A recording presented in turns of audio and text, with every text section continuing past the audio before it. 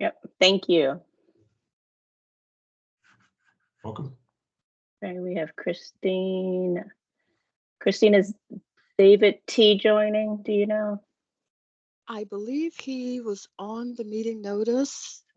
I'm not sure if he had a conflict. It was forwarded to him perhaps as optionally. Actually, it wasn't. It did not go to him. I will do that now. Sorry, my bad. Try to check that.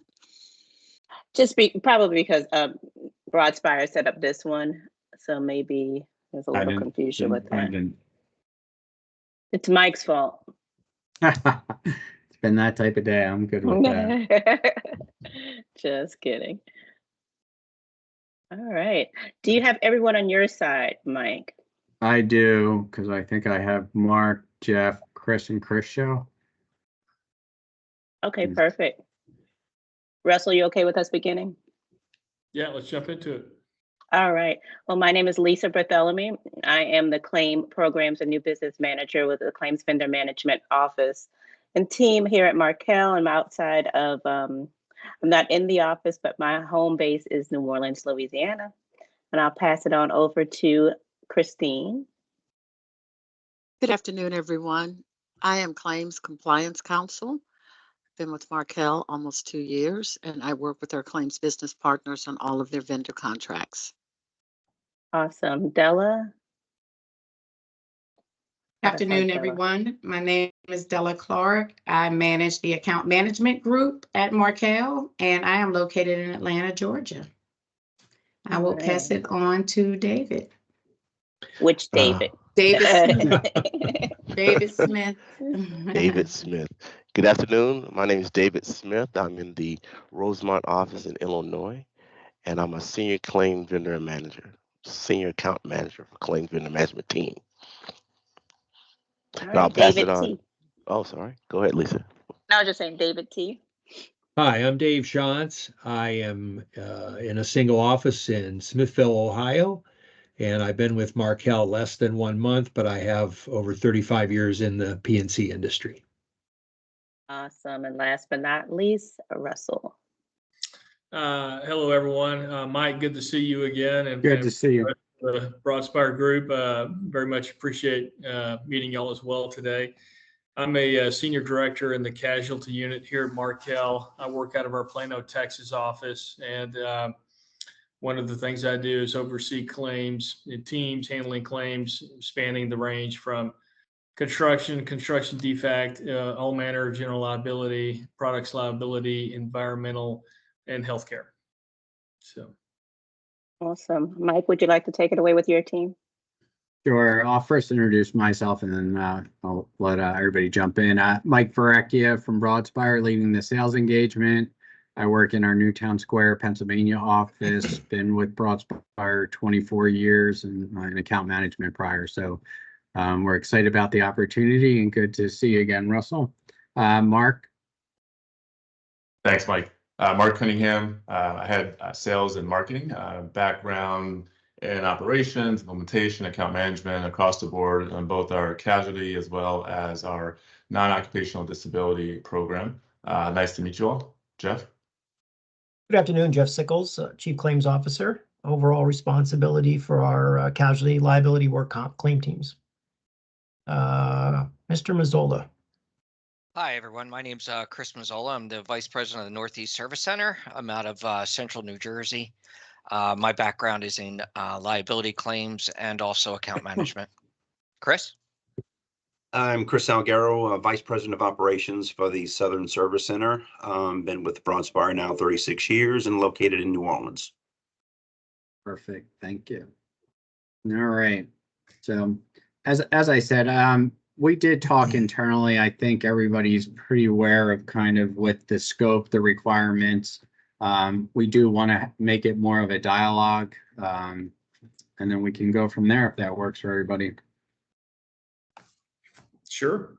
All right, let's go. So kind of the first question, really, why Broadspire for Markel? So it really is, it comes down to 4 different pillars as far as our vision. First, it's the deep expertise and commitment We do have a longstanding relationship with Markel. It crosses many lines within the Crawford side of the house and also on the Broadspire side of the house. And when you look at the verticals that we're in, which we'll show you in a few minutes, I think they align to the program you're talking about specifically, the general liability, the construction, the products, those things. So I think we're matched there. We do have a proven track record of staffing up to meet carrier and client program requirements specific to this opportunity, right? We have a lot of different options within Broadspire, but we definitely have the ability to provide staff to carrier and clients, and we can talk about that and how we've done that in the past. And as I mentioned, kind of our expertise extending across multiple verticals. The other one is really scale and proximity. You have our liability programs. We cover all 50 plus states when we do liability programs, and Chris runs a large shop out of Louisiana. Same thing with Chris in New Jersey. A couple of examples is Turo and Publix. We also do a lot of carrier program handling as far as staffing up and kind of really being an extension of their claims department. I'll let Jeff and those folks talk about that. We do offer a broad suite of services to kind of enhance what we do from a claim side. I don't know, really, I guess that's more for a conversation, but we can have the ability to leverage experts within Crawford on liability claims, and we can talk about that. We do understand the brand protection, whether it's a carrier or somebody such as Turo, and the white glove experience and the impact it has on your insureds. Obviously, there's a commitment to strategy and quality improvement. We do have a very robust quality program. I don't know if that's going to come in play on the program, but Jeff can kind of elaborate on that. That kind of drives our compliance to quality, both from a compliance and a quality perspective. And we have a financial reward for our adjusters and case managers in that. And really our technology, again, not really going to come into play if we're going to work in your system. But we really do have an extensive analytics, predictive modeling, robust REMIS offering. And again, I don't know how that's going to kind of come into play, but we can talk about that. Any questions on that? I can take this one. Because I actually, as you were referring to Crawford and Broadspire, I wasn't sure if everyone's familiar with the distinction and just how we're constructed. So Broadspire is the TPA segment or arm within our parent company, Crawford and Company, 80-plus-year-old organization within the loss adjusting space. So within TPA, we do workers' compensation administration, but we also do desk loss adjusting, disability and absence, really anything in the claim spectrum that's desk side, we manage on behalf of Crawford under the Broadspire brand. Then within our loss adjusting, think more of your field work, your catastrophic work from an adjusting standpoint. And then last but not least, we have our digital arm within platforms. This will be your gig-based work as well as purely technology-driven claim solutions. But those claim solutions kind of wrap around our entire suite of services.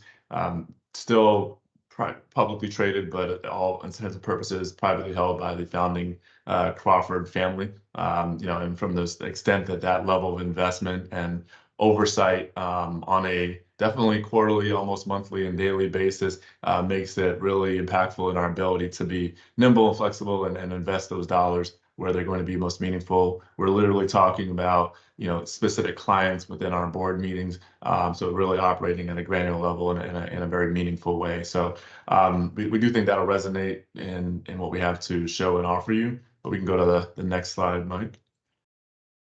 Yeah. And this is just a suite, and you can expand, Mike, but just a list of the various segments and verticals and components that we operate in today. But what are you going to add, Mike?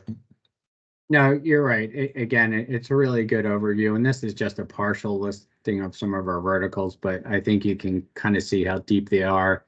Some of these are very large national, international clients. Some of them are very long-term clients. Jeff can really talk about CNA and kind of what we've done for them. I think we get the idea of, from all, whether it's work comp or liability, being able to staff up and really put large teams together is something that we've done, whether, as you can see here, from a carrier base or from somebody such as Toro, who, was looking for kind of an overflow situation. And we were able to build a consistent team with them that they've stuck with us now for 2 years. So that's really a good success story.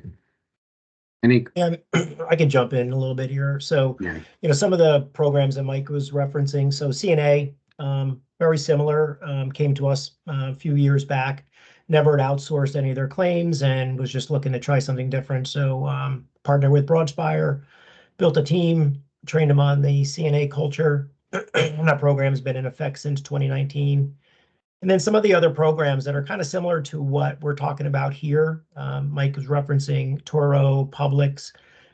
Since 2021, we've been approached by numerous folks just, maybe struggling to find staff or just growing to the point where they can't staff up fast enough for the business and asked us if we would, kind of help out. So Toro, it's a big car company where you kind of lease out your own private vehicle.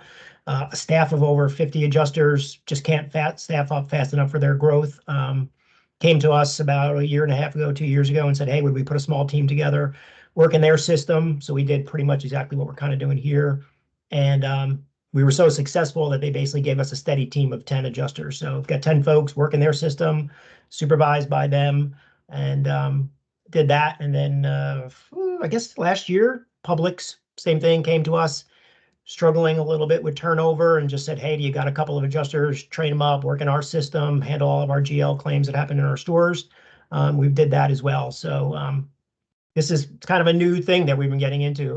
We understand what's going on in the industry, and we've got Broadspire had a great year last year, so we've been hiring, and we've been on a huge hiring ramp up. So I think it's a great time to partner because we've got a lot of resumes of folks that we've been wanting to bring on and maybe just looking for some opportunities. So I think the timing is good. We're used to bringing folks on, having them work in somebody else's system, and kind of offer that support wherever you need it. So very flexible. Yeah, and Verita, we partner with you guys. I mean, again, that's a MGA that kind of started from brand new and then has kind of ramped up, and as they've ramped up, and that's in Chris's office. We've been able to ramp up with them, and that goes across probably 10 different verticals. Construction, a lot of GL, a lot of risk transfer, that sort of thing. So any questions on that? So kind of Jeff was mentioning, and I know CNA is, as Jeff mentioned, is a good example that came to us. And we really did develop a good success story from them and what they were looking for as far as outsourcing, etc. Jeff, anything else on this from No, I think the only thing I would say there, on the CNA program, it was the first time they ever did that. So it was, they're just used to having folks working, within their shop and their culture. So we actually even developed with the partnership with CNA 8 training modules that we did online. So we had anybody that works in their program has to go. So it's more like CNA culture specific type training. So again, flexible, work with whatever you guys want us to work within. David, you have a question? Yeah, on the previous slide, a long list of companies that you do work for, a number of which I'm familiar with. How do you guys handle a conflict where you've got one of your clients that's going to be subrogating against another one? Just curious on that. By the way, I'm a senior claims compliance counsel with Christine also, in case that didn't tell you that. That sounds like a Jeff question. I'm going to punt on that, David. Go ahead, Jeff or Chris. Yeah, no, it's fine. So definitely have the claims handled in different offices. And, the claim systems, we lock it out so one person can't see the other file within it. And kind of, as long as the client is okay with that, because we'll run that by you guys first, that's how we separate it out. So we might have this program sitting somewhere. And then if we've got an adjuster in that same office, we may move one of the files to a different service center. That's all. But we always run it by you first. That answer your question, David?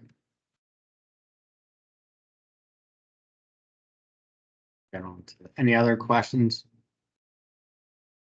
So here's a map. We have 10 to 12 service centers. Jeff or Chris, want to kind of talk about the service centers and how we do liability?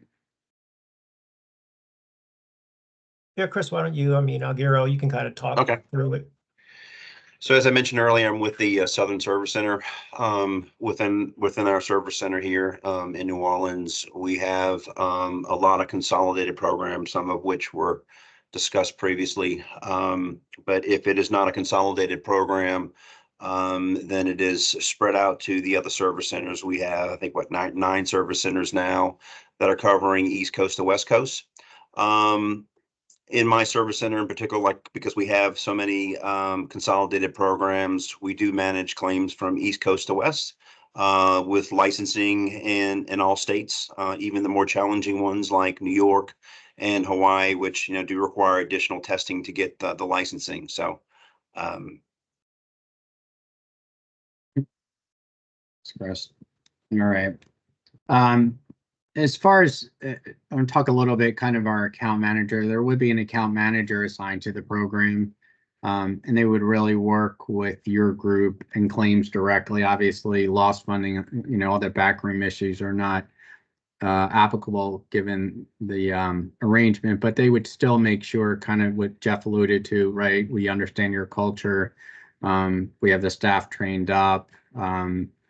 As far as that goes, and just the communication back and forth, similar to what we do in Toro, where there is communication between the account manager, the Toro team, Toro corporate, and then Chris's office, just to make sure that we're hitting the right program requirements, et cetera. But you really, as you can see here, it's a dynamic action plan, so it's not static. It really does start with day one and kind of ongoing, and they would be involved in the claim reviews, et cetera, and then quarterly as needed, and then really at the end of the year, just making sure, sit down, that we achieve the program's goals and success, and really doing we call it a program health assessment, a stewardship meeting, just making sure that we're on the same page from an account management perspective.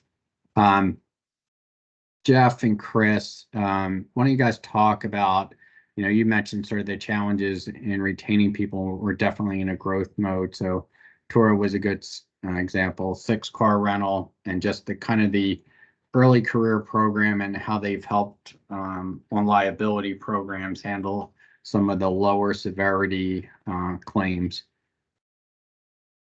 Yeah, I could kind of talk through it. Some of it might come into play here, but just kind of gives you like a breadth of what we've been focused on for the last 2 years. So we started a Broadspire Training Academy back in January of 2022. We've already put about 170 employees through that. We've promoted close to 80 of them already into adjuster roles. Kind of got tired of that trading talent type thing between TPAs and decided to go back to the 90s when Crawford sent everybody down to Atlanta for 4 weeks. We just did it on our work comp. We did it for liability. We did it for workers' comp. We have a 14-week. But Jeffrey, I don't really like the tone of the 90s, the way you said the 90s. Wait, I went down there in 96. Yeah. For some of us, that was just yesterday. Well, it was the 4 best weeks of my life. But anyway, so we have a 14-week comp program. We have a 12-week liability program. We've been doing that for the last 2 years. We're going to pivot a little bit this year. We took 2 of our peers and we made them dedicated trainers. And what we did for workers' comp, we just put 20 folks through a 8-week in-person training in our Los Angeles office. So we basically graduating next week, 20 new lost time adjusters. So we're pretty excited about that. And we're going to do the same thing for liability. So instead of doing it over like a 12 weeks, probably going to start a class beginning of April and do the same thing, put like 20 folks through it, and then kind of disperse them wherever we need them across the country. So we've invested a ton of money into, used to be called early career. Now we're calling it the Broadspire Training Program. One of the other things that's really important, retention. So we have a bonus program. Mike was kind of talking about that before. We bonus our adjusters on best practices. Probably can't use it on here because we'll be working in your system, but just to give you an idea, we took 14 core measurements of best practices, investigations, reserves, action plans, ongoing file management, supervision, and we audit 5 files per adjuster per month for quality. And then we also run everything through a compliance to see if we did things timely. And our adjusters can earn up to $400 a month for hitting those best practices.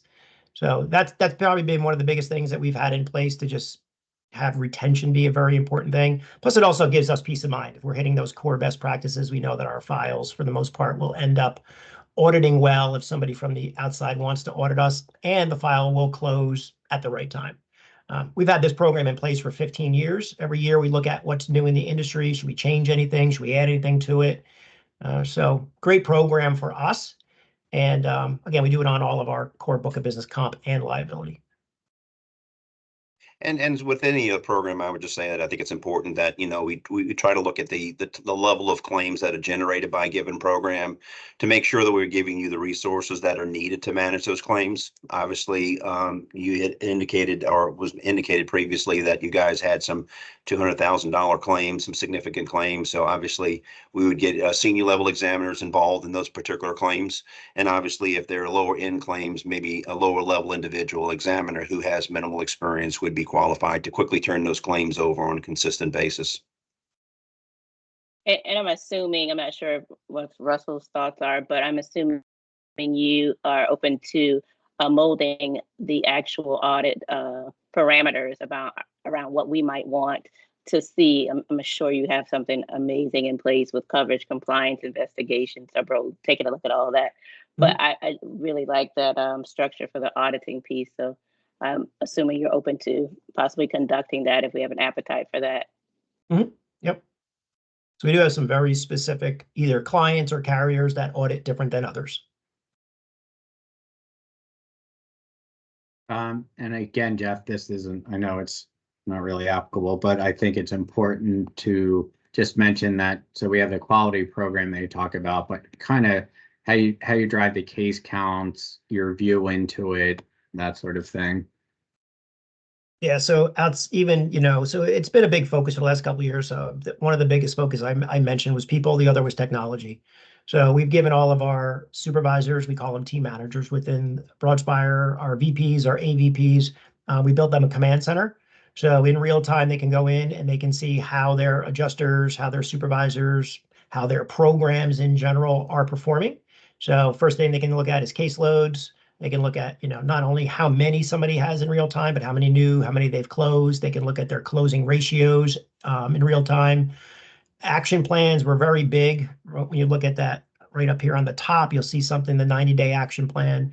We always want our adjusters to be thinking strategically. Why is the file open? What am I doing to move it forward? Am I reserved for it? So we track all of those action plans. We track all of our supervisory reviews. We track all of our 24-hour contacts for initial investigation. We've moved away from spreadsheets, and we've pretty much given everybody a dashboard that they can manage to every single day, real time. And what's neat about it is, right, if you were working in our claim system, our supervisor or our VP, like the two Chris's on the phone, they could just go in, they can pull up Markel, and it would show them all their adjusters underneath, show them what percentage their action plans, their contacts, their best practice scores, closing percentages. It gives them just a lot of ammunition to manage all of their programs. So it's at the carrier level, it's at the team level, and it's all the way down to the adjuster level. Would we have the opportunity to funnel our stats and information into your system, although it's manual? You're not working out of our. You could. So I don't know if, Mike, if you have the client-facing slide in this deck, but there's also a client-facing slide. So we could take in your data on this program and then have, basically get the same metrics. Long as the data coming in was what our analytics team needed to build that command center look for you. Let me check that. But the other thing, and I don't know if Mark, if you could, I don't think I have it in this one. I don't know if you want to pull one up.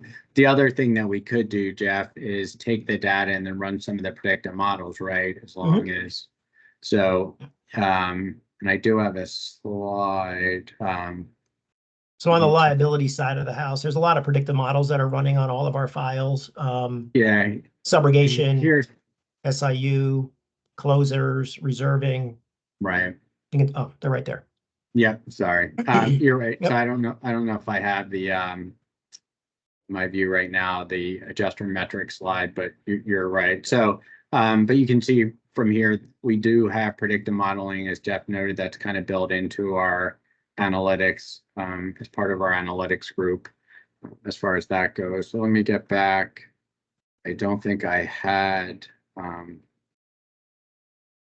yeah, I'll see if I'll pull up that other slide for a second. But as far as like liability services, kind of touching on, I know there was products and general liability. You guys from Markel perspective work with Crawford on some of this already. When I talking internally, I think you guys do some work with them on the forensic accounting. You do some on the global technical services. I think you do some on the property. And then we can talk about the general liability handling. As Chris alluded to, it's really, in all those scenarios, it's building really a dedicated team and making sure it's the right adjuster on the right claim. And that's kind of why we really want to scope it out with you to make sure that we understand your program requirements, the type of claims, and, as Chris alluded to, putting a senior person on a higher end claim or a contractual issue or a risk transfer type of issue. To the left is really the Crawford, and obviously, we have access to those folks. And in most of our programs, it's really a seamless, the one thing that we can offer is one TPA solution. So it's desk plus field. And then Mark also mentioned some of the tech stuff. We did acquire a company called WeGoLook probably 4 or 5 years ago. So think of a low cost, low solution. They can go out and take photos. They can do measurements. They can pick up police reports. That they have the ability to take damages and send it to a desk adjuster at Crawford instead of them going out. So again, it's a savings to our clients in ALAE and those type of things. And I guess Chris M or Chris Algero just talk about the ability to do some roundtables and kind of how we handle litigation. You want me to go, Chris, or? Sure. Go ahead. Okay. What we typically do in the Northeast is we actually get if we have some files, we actually meet weekly. We bring in a whole level of staff. It's actually part of our training program too with our early career folks, and we go through some experienced adjusters, and we have the lower skilled adjusters. We actually present to the group, and then what we do is we go through those files and exactly talk about liability. What do we have the ability to do, and what do we have?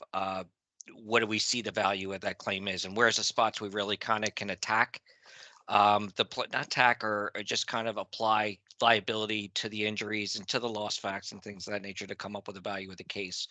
We actually do that with the client as well. On particular cases, we do it with brokers, the clients, sometimes even the carrier, where we present the file, we go through it, and we all come up with a strategy on where we're going to go, kind of like a litigation plan. We document that in our files under a really clear and cogent action plan note. So when you go into the file, if you're reading the file, you know exactly where we are and exactly where we plan to go with that file. Thank you. The other tool that we have we can utilize is our clinical consulting group, right? On the comp, we have our own robust medical management group. Now, obviously, we're not using these resources on, the run-of-the-mill claims, but if we can we have the ability to bring in our case management to do a medical records analysis, physician peer review. We have 200 plus physician review, 40 different specialties. That really does help on those claims. And then obviously the last one is the medical special review to run it through our MBR platform and look at usual and customary and fee schedule. And we really have been able to reduce some of those litigation durations and some of the just average paid on them by, using these resources, whether we do it kind of as, hey, a call, we looked at the medical package and we think, yeah, there is causality or maybe not. versus, a formal report. I don't know, Chris or Jeff, you guys had anything else on this? I think I myself, and I know the two Chris's on, I mean, it's something we've been using forever. It's a great tool. Kind of got born out of the having, all of those specialists on board because of the work comp that we do. The neatest thing is, you get a huge medical special package in the door. Attorney's going to send you what they want to send you. We send it down. First thing that we have is we have a registered nurse goes through and puts all the records in chronological order. They will be able to tell if something's missing, selective, sending of documents by a plaintiff attorney. And we'll go back out or request those if we don't have a medical authorization form, and then get it over to doctor. And it's always the specialist that's the major treater. So if they're seeing an orthopedic for their shoulder, we're going to send it to an orthopedic that does with the shoulder. If it's a back, we're going to use a back guy, knee guy, right? But the best thing is 2 pages, take all those medical records, go through. Number one is causality, could have even come from the loss. Was the treatment plan appropriate? And then run everything through our MBR tool to make sure that we were charged usual and customary. We've been successful just getting demands dropped without even making an initial offer based on that review. So typically we don't go into a mediation without doing it. A lot of times we'll mediate, arbitrate some cases, within the claim service center. We do those things. It just gives us, it's another tool for the adjuster, right? And sometimes the plaintiff attorney is just like, all right, they got something I didn't think they were going to have. And you're kind of talking a different language. Instead of maybe a 6-figure case, now you're down under $100,000 to start. So great tool. The ROI is huge. Obviously, there's a charge for it, but the return on your investment is enormous. And quite honestly, I think that's part of the reason why we've been so successful with some of these programs where we've acted as like an extension of, a claims department, is because of the resources that we have within Crawford and Company. The ability, as Jeff mentioned, the ability to have nurses on staff that can help the adjusters who may not have, in-depth experience on medicals and diagnostics and all of this stuff. It really helps tremendously, helps us evaluate claims and make sure that we're getting the best outcomes for our clients. Yeah, you hit on that. I mean, the only thing that we do not do is we don't do surveillance.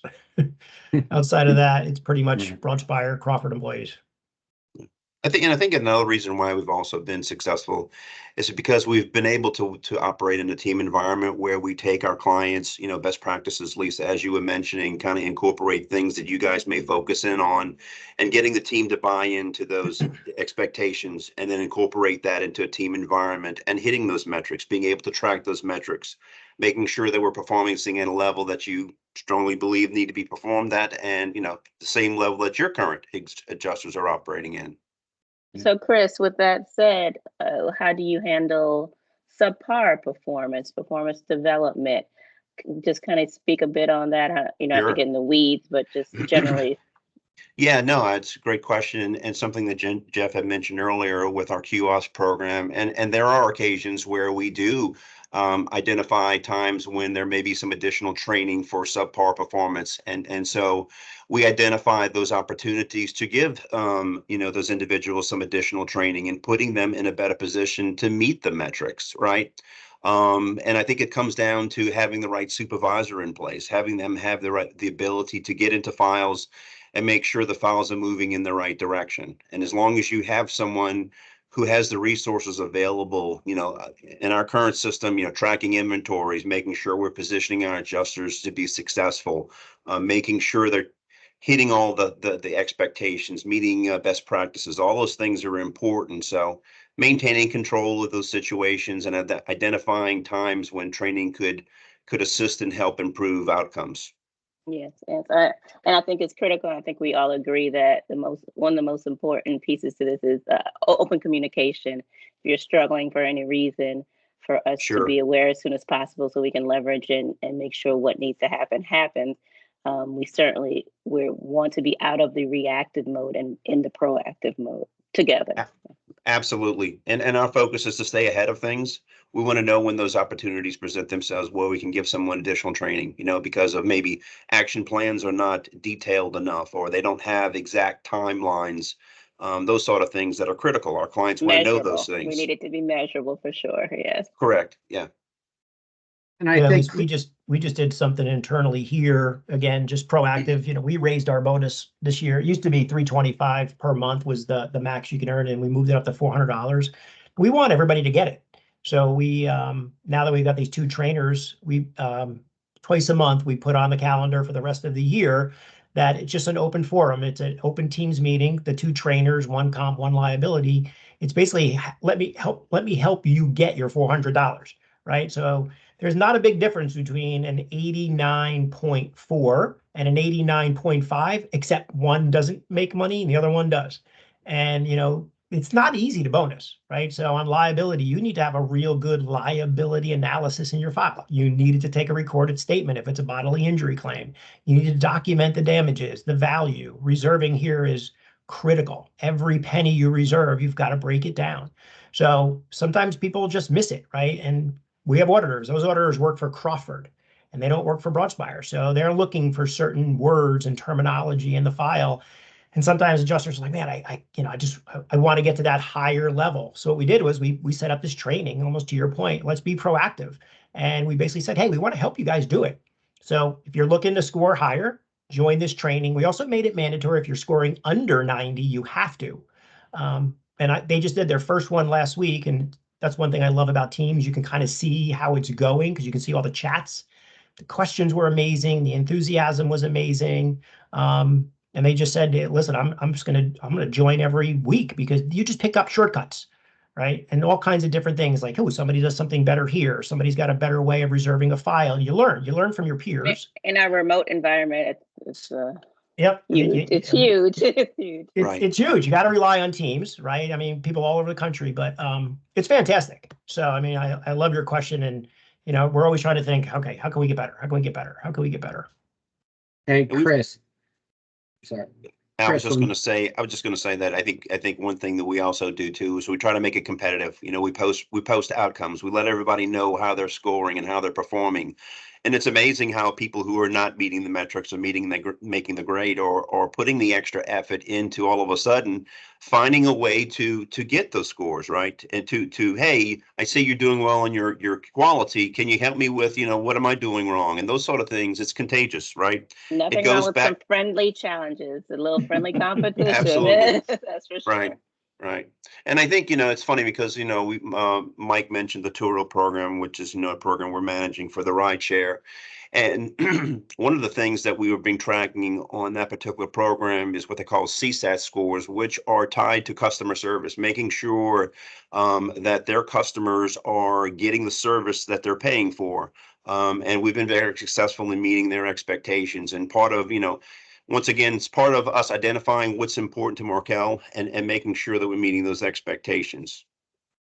And I think the nice thing about Turo, Chris, when I talk to the risk manager is there's a lot of communication and how we built that program, right? Day one, they're like, listen, we just wanted overflow services for 6 months. And then they realized that just wasn't a good solution for them. And then you build a team that consistently met their customer service score. So it helped them, like you, Jeff, mentioned. I mean, they're trying to find 50,000 people, right? And they have 50,000 claims, and the ability for us to build out a totally dedicated unit from them helps, Derek in meeting his internal goals and not worrying about giving us, 400 claims a month. But I think there was a lot of give and take in that relationship. Yeah, no, and it has really evolved because we were just managing, a certain amount of types of claims, a certain amount of claims, and all of a sudden they said, "Hey, you think you guys can manage total losses?" And then so we started to explore that. Hey, can you manage claims in, total losses in a given state? And then we started taking that over. So it's nice to see that we continue to grow that opportunity. So once again, it just came down to establishing what was important to them and making sure that our staff, the examiners, were understanding what was needed and able to meet the metrics. Great. This is, we won't get into really this one, but just we're a data consolidator, so we can take, I guess it is relevant to your point, Lisa. We could take your data, run it through kind of our predictive modeling, and in our proprietary benchmarking too, and give you some feedback on that, areas of opportunity, etc. We talked about that. The other here's really kind of a 50,000 foot of kind of our liability model. And we've talked a lot about how we dedicated some of the intelligent triage and kind of how we use the desk and then have those resources available to supplement that, and sort of what our outcomes are based on our integrated model. Implementation. As I mentioned, there would be somebody that would work in implementing the program with you guys, the account manager. I think on Turo, we might have had somebody just kind of help out, you know, the system training and all that. But what other, well, that's a safe, I did, here's kind of glossed over. Here's a safety module that we have as part of our analytics, right? That clients like, they're able to drill down a specific region, type of loss, and then we have the ability to use the indicative information claimed for 100 million in revenue and kind of show where they are. What questions do you, and the deck here, I think I'm good. What other questions do you have that we did not answer? Well, I'll jump in. I'm not sure, no questions and no immediate questions are coming to mind, but I thought it might be helpful as we try to finish up we've got 18 minutes, it looks like, for us to sort of summarize a little bit about what we're looking for. Mike, I know I've already conveyed that to you, and I know you've made it to your group, but I think it'd be helpful to hear it from us firsthand, and then y'all can kind of come back at us and talk to us about what your thoughts are. So first of all, we're familiar with Broadspire. Y'all have a good reputation. Y'all were one of the first companies that came to mind when we started going down this path. You know, I think everybody on this call on the Markel side, with the exception of David, was involved in getting the Verita partnership that we have up and running. And we're very excited about what that's going to look like long term. But certainly y'all's name was bandied about pretty heavily as we were working to jump through all the hoops to get partnered up with Verita. So, you know, we came to you, Mike, and the immediate need right here for us is casualty. Markel's been growing by leaps and bounds the last 5 years, and we've always been, on a good week, we're a half step behind on keeping up with the claims handling and the staffing and trying to keep up. And on a bad week, we feel like we're a couple of football fields behind. So we've gotten to the point where we've decided, you know, let's look at some alternatives here. But before I delve into, you know, what the casualty needs are, I also want to relay that whatever partnership we look to firm up going forward, we want to enter into something that makes sense for all three main claims units at Markel, not just casualty, but also our property, marine, and inland marine unit, and our professional liability unit.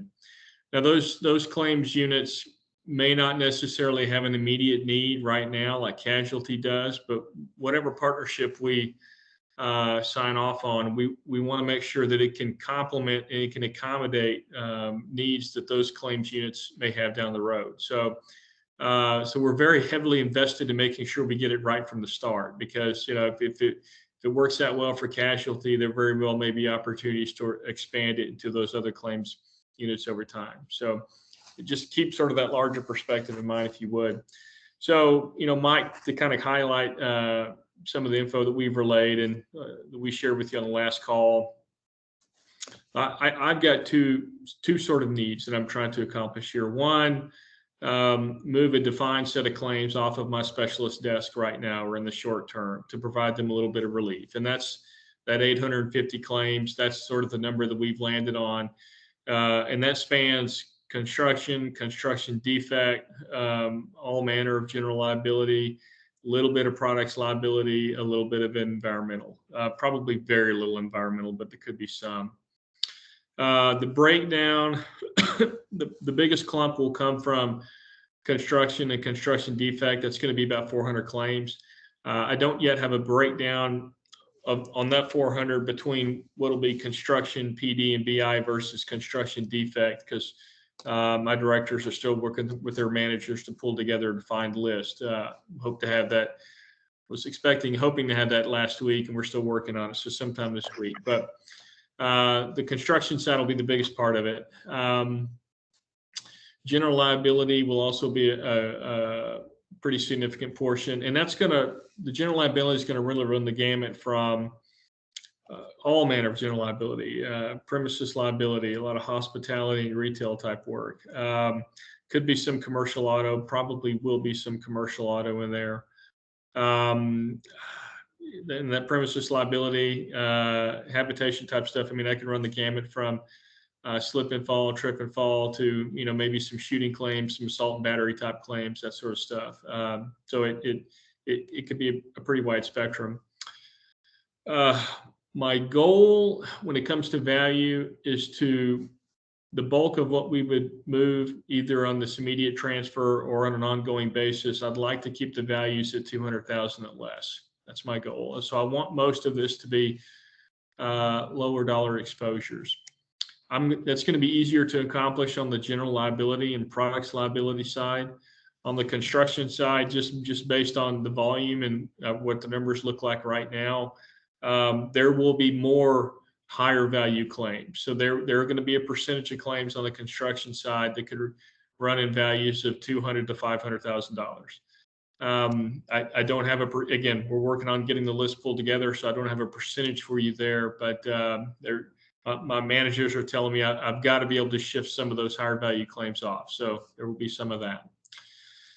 So that would be sort of step one. And when I say like an immediate transfer, we're talking to folks. We want to make sure that folks are properly staffed, but that's a lot of claims to hand anybody. I know y'all are a very large organization, and that's one of the reasons we're talking to y'all, but that's still a fairly sizable number of claims to hand off to somebody. So if y'all need to sort of stagger that over a period of weeks as you try to ramp up on staffing, that's fine. I mean, we're amenable to that. I'm very, very concerned and want to be focused on the quality of the adjusters who are going to be handling the claims. So I'd much rather stagger if we needed to, making sure that they're getting in the right hands versus a one-time dump of $850 and good luck. Secondarily, on an ongoing basis, for the last couple of years here at Markel, we have, at least on the casualty side, we've been asking our managers to take over and carry a pending when a specialist leaves the team. And the managers have done a really yeoman's job in keeping up with that, but that's a lot. That's a lot on top of all of the other responsibilities that the manager has. So, the second component of this would be going forward, if we have a specialist leave a team, we'd like to be able to turn to y'all and say, hey, unfortunately we had, someone lost, or maybe they promoted to a different position. People can move out of their position for a number of reasons, as I'm sure y'all know. But there's going to be a need there, right? So we'd like to be able to turn to y'all and say, hey, we had somebody, they left or they moved into a different role. And this manager has a pending of 125 to 150 claims, and we need y'all to take them. Take them and handle them while that manager is focused on, doing the recruiting and the interviewing to find a replacement for that person, and bring them on board and onboard. And so that would be more of a take this pending and please work it and run with it. And we'll take it back from y'all in 60 to 90 days, depending on, how quickly my manager can get a new position, that position filled, a new hire up and running. And so there would be, and that's the difficult part of the equation for y'all or anybody that we're talking to, right? It's kind of knowing what that bench needs to look like. Because, we're not planning for departures as a matter of course here at Markel. They oftentimes come out of the blue and we have to sort of scramble. And so, we're looking for somebody that can not only take that defined list of claims and handle them at a high level, but also have a bench ready when we have that need come up. So, and then sort of as a supplement to that is, is maybe we've had a heavy month new loss volume wise. And maybe we come to y'all and say, hey, I've got 25 claims. Can you take them? Or I've got, I had to pull, 50 claims from a team, and it's not because anybody left. It was just because the volume has ticked up and the numbers have ticked up. I need to provide a little bit of a relief valve, if you will. So can y'all take 25 claims from us this month, or can you take 50 or whatever the number may be? And I know we've talked about, maintaining a minimum of 500 claims going forward to make sure that it makes sense for anybody to consider working with us. But that's sort of what the general workflow would look like going back and forth in my mind. And those are sort of those are my immediate needs. So any thoughts or reactions or recommendations on that? I wanted to jump in real quick. Russell, are we still looking as well as medical malpractice claims? Are we looking for those to be handled by the selected TPA as well? Yeah, and I appreciate you. I forgot to mention those, Lisa. So originally I was not looking. We have a medical malpractice team, a healthcare team within the casualty unit. And they are probably by far our lowest turnover team, staffed with lawyers. They operate at a really high efficiency rate. They were managed by a very good manager. But unfortunately, late last week, we had a specialist give us notice. He's going to leave us and go to the dark side. He's going to do plaintiff's work. So we have a little bit of a need there. So, Mike, when we first visited with you, we weren't contemplating or looking at healthcare, med mal as being part of the component. And quite frankly, my preference would be to not do that. But there's a need there. My manager's telling me she needs some help. And so she and I have talked about it, and we're looking at maybe the possibility of like 75 healthcare med mal claims, nearly all excess claims. So be just sort of monitoring. I don't think there'd be any primary in that batch. And so that would be sort of an additional component on top of information we've already shared with y'all. So, and I don't need y'all to give us a definitive answer on that on this call. I know we just sprung it on you, but that would be something additional that we're looking at. Russell, would it be fair to assume that between turnover, general day-to-day outages, and then the need for overflow or additional claims at times, would it be fair for us to account for some degree of ongoing FTE support, and then in addition to that, you might have higher volume? It sounds like you'll always have something beyond the separate pocket of claims that we're talking about. Well, I don't know if I would say we always have something going, but we've had enough scattered turnover in the past year that maybe it feels like we've always got something going. So, for instance, I mean, it's hard for me to forecast. We could have a month where, we don't lose a single soul and we don't send y'all anything, and y'all are maybe just kind of working down the stuff that we've already sent you. In the next month, I might lose 2 people, and I might come to y'all and say, hey, could y'all take somewhere between 200, 275, 300 claims? And it's hard for me to forecast that. It's really just going to be varied. One thing I would stress, right, is if it's a hell of a lot easier to take 25 claims than it is 250 claims. And so I don't expect y'all to have an unlimited bench. I don't necessarily expect y'all to be staffed in such a way that y'all could take any volume of claims that we might ask y'all to take at any given time. And so what's important to me is if I came to you and said, hey, we just had a specialist leave, we got notice yesterday, and we've got 150 claims, could you take them? If you don't think you have the capacity, I just want you to tell me. If you think you could take 50 or 75 right now, but you're not squared away to take the full 150, just tell me. I'd much rather be working with a partner that's honest with us about what their capacity is, and take only what you can take. Because I know whoever we partner with, we're putting them in a little bit of a bind, right? Not knowing exactly what those numbers are going to look like on any given month. Yeah, Jeff would probably disagree, but I'm less concerned about not having the staff for the additional claims, although we would absolutely be transparent with you.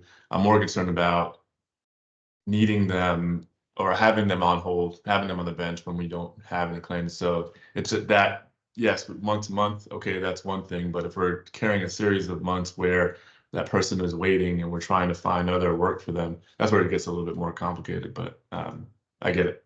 Understood. And I think we would solve that by representing that y'all would be carrying a minimum number of claims. And again, we've been talking about 500 being that number seems to make sense. And then sort of an ongoing communication. If y'all had a body and they were good and capable and experienced, and we hadn't sent y'all something in 3 or 4 weeks and y'all had a need elsewhere, just tell us.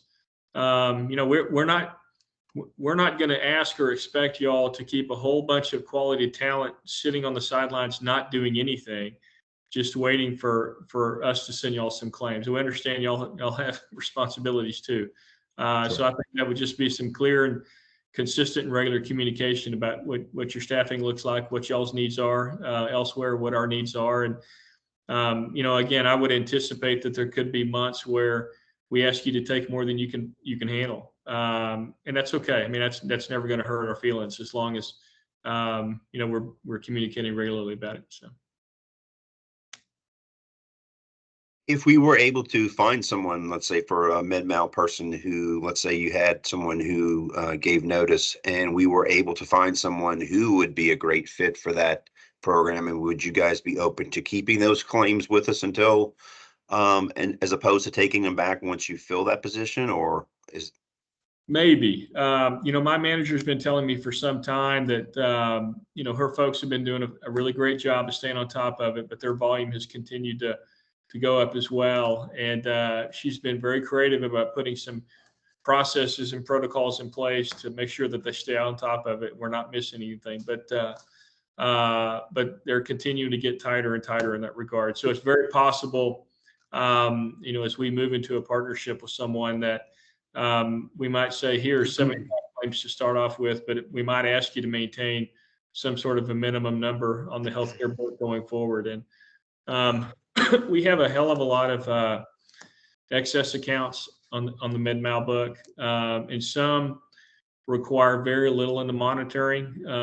Some are extraordinarily heavy and require a hell of a lot of work and heavy lifting and everything in between. And so my thought process is, with regard to the healthcare, is that we might at least initially focus on some of those higher level excess claims where there's less heavy lifting involved, less active work being involved, but someone just keeping an eye on things in case anything develops. So, right. No, it's interesting that you said med-mal, because recently hired 3 attorneys who all had experience handling med-mal, and there was a reduction with their previous employer. But we've been able to pick up some good experience on the med-mal side. That's good. It's good to hear. I think, and I know Jeff's writing away, I think the challenge we had with Toro was where they gave us a high volume of claims, and then it was 0, and they're like, okay, then we have a staff of 10, and then they said, well, we're going to come back in 3 months or 4 months, and we want you to ramp your staff again. Where are those employees? And I think what helped us with that was we kept a consistent staff. We had the ability to ramp up when they came back the second time to get it to 10. But right, Chris, we always had a baseline of staff. So we kind of tried it with them, to be honest, where we built up a big staff and they're like, all right, we're going to kind of dismantle that staff. And they came back again. They're like, and to be honest, the problem they had, what they told us, is they couldn't find another TPA to be like that, right? They couldn't find a TP that would staff up 10 and then 3 months later dismantle it. And then Toro came back 3 months later and it's like, oh, we need another 10 people. They just weren't getting the scores and the consistency. So I'll let Jeff kind of weigh in, but I think there's got to be a minimum number of claims, as you alluded to keep that staff, and then the ability to staff up or down is a little bit different. Go ahead, Jeff. You keep saying Jeff has to weigh in. I didn't have anything to say.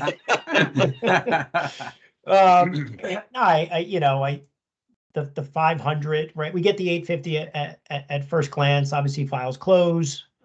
We keep around 500 files. I mean, that's obviously doable. We're doing that 3 different programs now. So I think the real question is, and we do need to go back and discuss this, to your point, somebody resigns tomorrow or 2 people resign tomorrow. How do we come back and be able to staff that up for you? And maybe we do something internally where the person is around, and maybe when they're not working on your files, they're working on our files. So there are opportunities there. I just think we need to take that piece back and discuss that so we can come to you with, a true solution if we can meet that need. I do have a question though so let's just say right off the bat, we get the 850 files. Are we going to need a supervisor to go in and supervise these claimed files, or will they be reporting to one of your supervisors who, provides direction and does all that type of stuff? It's a good question. I think we're open to different options depending on what y'all have done in the past and what makes sense. I mean, I have already relayed to my directors that we are going to be exercising some degree of oversight on our end. Like, for example, preparation of coverage letters. We'll want your adjuster to prep it and send it to our manager, who's going to review it, edit it as needed, and send it back, or maybe the manager will send it out directly at that point themselves. But preparation of coverage letters, preparation of responses to tenders or tender requests, things like that. We'll ask y'all's adjuster to prepare those documents, but we're going to ask our manager to review it. And I've already sort of messaged to our managers that I think there's going to be a fair amount of interaction and dialogue with the TPA's adjusters. Like, if the adjuster doesn't know exactly what coverage position to take here, needs to just talk coverage out generally, or is uncertain exactly how to respond to a tender, or how aggressively should we be chasing, risk transfer on a particular claim, our manager's door is going to be open. I fully expect our managers to be having that conversation, to be providing that guidance to your adjusters. Mm-hmm. I would also have a preference if there's some degree of oversight on y'all's end. If y'all have a supervisor or manager, somebody that can maybe provide more general oversight, that would be my preference. And I don't know exactly what that looks like, but certainly there's going to be some level of both a resource and oversight that we're going to ask our managers to provide. Like, for instance, if we have a specialist leave and our manager reaches out and says, I've got 125, 135, 140 files, whatever it is, can you take these over? The expectation is that y'all's adjuster who takes those files are going to have clear and consistent regular dialogue with that manager as claim questions come up, that sort of thing. So it's really sort of just an extension of that manager's team. I would view that way as well. And just to piggyback on that, critical for us too is to have a trainer session as far as the technical aspect for the systems. Most cumbersome and burdensome part of Russell's managers is training on the system every time a new person comes on board or joins the team. So we certainly would love to put it into one person's hands on your soil so that they can handle that. Of course, our managers will be available, but not every time a question is just has a question as far as navigating the system. We're hoping to get one person trained and they can facilitate and answer any questions on your side. Does that make sense? It does. Yep. Are these the 850 that are coming over? Are they venue specific, or are they all across the country? All across the country, but the heaviest states by far are going to be Florida, Texas, New York, and probably California. It's like the construction in New York? We may send some New York labor law stuff y'all's way. I'm going to try to limit that. We've got a really kick-ass New York labor law team. Quite frankly, they do a great job. So my preference would be to limit. I don't want to send I'm just gonna be frank, I don't want to send a bunch of high exposure New York labor law claims to anybody. No offense to y'all. I prefer to keep it in-house, but it's certainly possible that some of that stuff could come y'all's way. We appreciate that. We do. Looks like we're just a few minutes past the hour, but I don't want to miss out on any valuable information that you may have to pass on. Broadspire, did you have anything else? Our intention is to send any additional questions within the next 48 hours, but certainly up until maybe the end of the day tomorrow, if you have any questions you'd like to follow up with, you can send them to me in writing and we'll try to get a response as soon as possible. But do you have any additional dialogue right now? Well, the question for me was just what timeline you may have mentioned earlier, but what's your timing? It sounds like it was a need yesterday, but when are you looking to make a commitment? Yesterday. No, just go ahead, Russell. You identified our need. Our need was yesterday. Okay. We're trying to move as quick as we reasonably can, but we don't want to rush and stumble here, right? So we don't do this. I'll just tell you, Markel, we work with a lot of TPAs through our programs relationships, for example. So we're doing it on a regular basis, and yet what we're envisioning doing, what we've been talking about doing, this is new ground for us. And so I'm sort of careful and cautious in that regard. So I'm really trying to be diligent with my directors and managers as we identify the accounts and the claims to pull together. that'll form that original 850 to transfer, and I hope to have that list by the end of this week, if not before. But we understand, we have an existing relationship with y'all. We're not starting from scratch, and that's a good thing. It'll still take a little bit of time to firm up the little details, like, for example, getting training set up so we are equipped to provide training to your teams. Little things like, how is y'all's adjuster going to identify themselves? Are they Broadspire or are they Markel? We got to figure those little things out. And there's a larger group that I have to go report to after, we decide what route we want to go. And so that will take, I'm guessing, probably at least another 2 to 4 weeks. And then at that point, once the addendum or the contract's been executed, we're ready to go. I want to try to move as quickly as we can. I understand that 850 claims is maybe a sizable chunk to take. And so if whoever we partner with needs to stagger that out over a couple, 3 weeks, we would understand that. We would, of course, work. So yeah, I think just depends on the timing, so that we can couple that with other business that we're onboarding. But we would operate in the transparency that you desire. So I think we're on the same page there. But not concerned. We definitely wouldn't commit to the fact that we have that staff ready to go tomorrow. So we're ready but we are ready to partner and grow with you when you're ready. Okay, good. Awesome. Well, are there any additional questions from the Markel team? Okay, as I mentioned, we will certainly send out any formal questions written within the next 48 hours. But if your team has anything, please send them to me by the end of the day so we can try to send those responses and just kind of compact those for you in one concise email. Sounds good? Thank you. We Thank you. appreciate It's it. good. Yep. Well, thank Thank you. you, Broadspire We team. We appreciate your appreciate time. it, and we enjoyed Nice meeting you our all. discussion today. Nice Thank meeting you. Thanks, everyone. Thank Have you. a good Have a good evening. Have a nice day. Have a good See you day. guys.